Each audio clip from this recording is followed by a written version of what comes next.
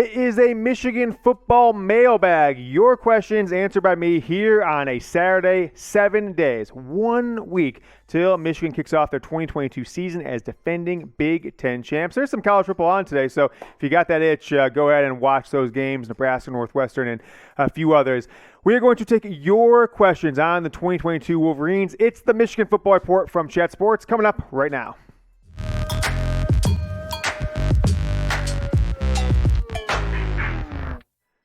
Let's hear a roll call where we're watching from. Give your hometown, your city, where you're at today, where you're watching from, some love down in the comments. What city are you watching this program from right now? So let me know down in the comments. Get to know more about you, get to know more about me. I'll tell you a little bit more about myself and what I've got planned coming up here with this first question coming in from our Facebook page. Do we have that link, Sam, anywhere? We can toss the Facebook page link down to the bottom of the screen. I'll toss it down in the description. Encourage you guys to join 67,000 people strong who follow the Michigan Football Report on Facebook, facebook.com/Harbaugh Go Blue. Nick Koyman came in and he said that Hawaii night game is coming up. Was Yoder serious about making an appearance? I kind of teased it a couple weeks ago.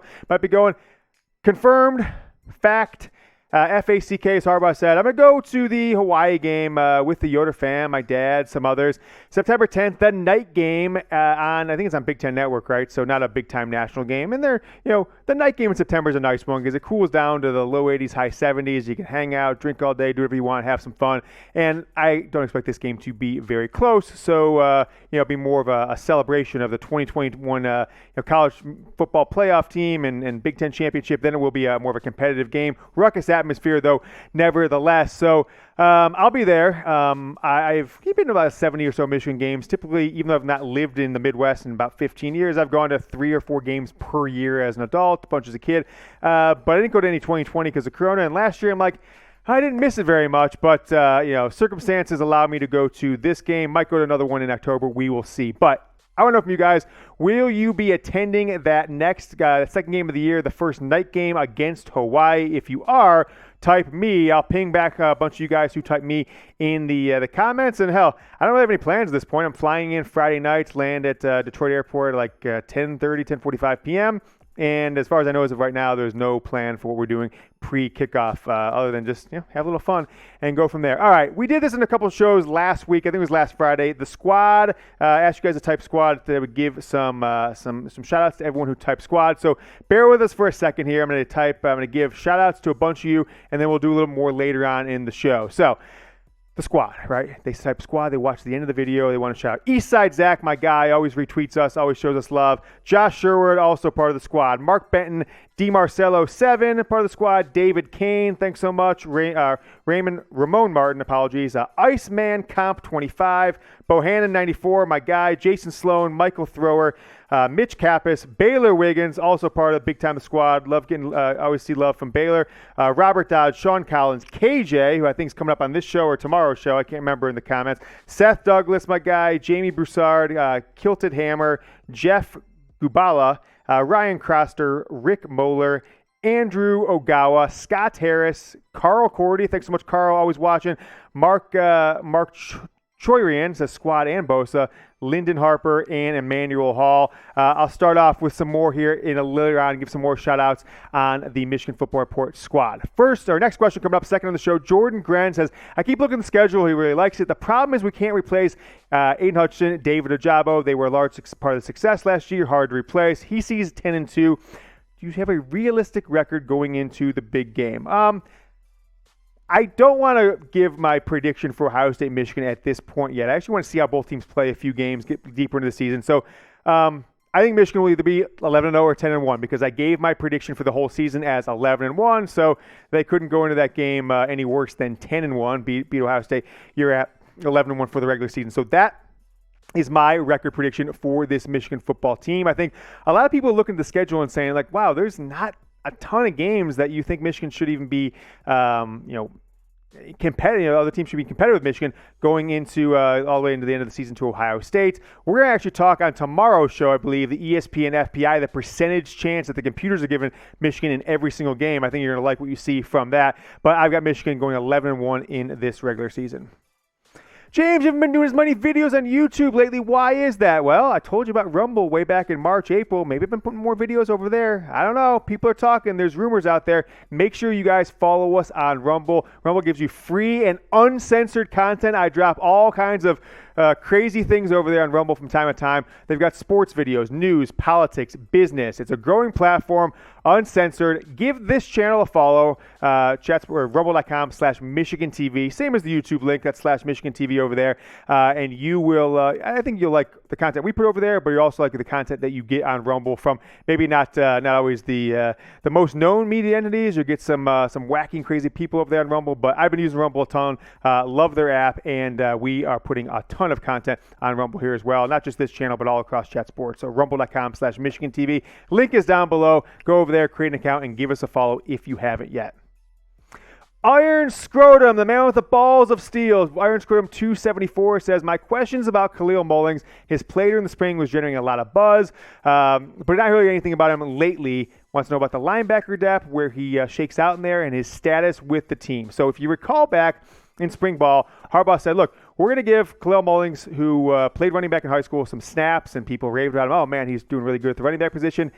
It doesn't seem like it's played out where he is going to be a contributing factor, right? You saw yesterday's show, we talked about Alex Orji getting reps at that running back number 3. That wouldn't be happening if Kalel Mullings was a serious option, short, medium, or long-term at running back. So although I think he'll still get the opportunity, he's got a lot of time left as a member of this program, as long as doesn't leave early or anything like that. I don't ever see him being a starting running back or a backup running back. Maybe they could put him in there, catch the other team off guard. He's got the reps in practice, but don't expect him to be getting 2, 3, 4, even 6, 7, 8 snaps a game, even in the blowouts. I just don't see it happening at this point. I bet his future actually ends up back on the defense, and I don't think he's going to be a contributor as much this year. Look forward to him 23, 24, and beyond. We told you about Rumble, of course, here, but if you're watching on YouTube initially, make sure you're subscribed here, youtube.com/Michigan TV. We crossed 20,000 subscribers, the biggest Michigan football YouTube channel in the streets, and we're at 21,300 plus, or 20,300 plus, so let's get to 21,000 by kickoff. A week from today. It might be tough to do, but if you do it, you send a link to a friend, youtube.com/Michigan TV. Producer Sam says he believes in both Michigan's team and you as an audience to get us to 21,000 subscribers. KJ just gave him a shout-out in the squad shout-outs. He says, all I've heard about the depth at receiver position, but does anyone feel like Harbaugh will let them open up the offense and take advantage? I actually think this is the most important question that faces the Michigan football program this year, because you don't have Hassan Haskins anymore. You should have a pretty dang good offensive line. Bringing over, Victor O, the new center, and having 7 probably guys I think can rotate in and out of the starting position and not really lose a beat there. And you got 5, 6, sometimes people are saying 7 with some freshmen, 8 wide receivers that could get meaningful snaps this year. But Michigan only threw, J.J. McCarthy 15, or Cade McNamara 15 touchdown passes last year. Like J.J. McCarthy 5 touchdown passes. Programs like Clemson and Oklahoma and Ohio State and Alabama, usually Clemson, they're throwing for 45, 48, 42 touchdowns every single year on a consistent basis. Michigan's school record is 25 touchdowns in a single season, going way back to 2004, Chad Henne, in 1991 with Elvis Gerback. That's preposterous in this day and age in college football. So I don't have an answer for you. I think Michigan will, and if J.J. McCarthy becomes the guy, then they absolutely should to take advantage of his perceived stronger arm, make every throw.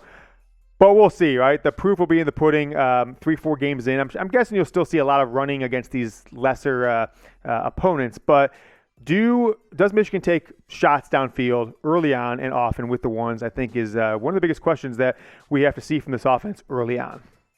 Let me know down in the comments, though, how many passing touchdowns will Michigan have in 2022? They had 21 last year. I was trying to do the math in my head a minute ago. I was like, well, McCarthy had 5. McNamara had 15. Where's the other? Diamond Edwards. Remember he threw that touchdown in the Big Ten championship game to kind of put the game, it was only 7-0 at that time, made it 14-0, but that pretty much made the game over at that point. 21 last year. How many touchdowns will Michigan have as a team this year? I don't know. Actually, it's tough to say. I'm just going to guess 28. If it's from one guy, that'll be the record for one player, but I guess 28, which I don't think is what they need. If they want to compete for a Big Ten title, make it to the playoff, I think they need to get up there into the 30, 35 with the talent they've got at wide receiver, offensive line, and the fact that Blake Corum and Diamond Edwards are both proven pass catchers from the running back position.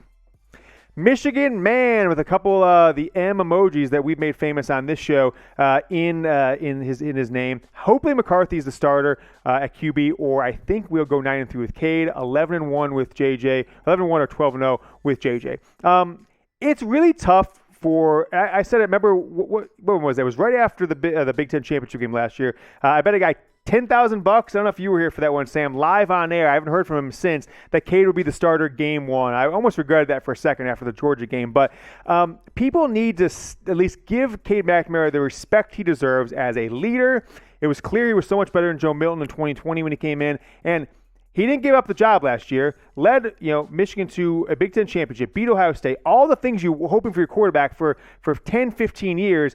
And so I think to people just saying, well, J.J. McCarthy, you look at that arm strength he has, look at that, that moxie he has in the pocket, he's got to be the starter. Give Cade a shot. If he stepped up his game like everyone's trying to say he has in fall camp, then I think he needs to continue to be the starter until J.J. McCarthy just blows him out of the water with play, or Cade just hits a point where, like, hey, we see what we've got out of him. We need to make the switch now. I don't think it should happen until at least the third or fourth game, if that's what they decide to do. All right, squad shout out. Where we leave off, we left at Emmanuel Hall. So, Emmanuel, you got two. So, Sean Isham, thanks so much. He says squad and Bosa and Go Blue and Mr. Yoder. How about that, Mr. Yoder?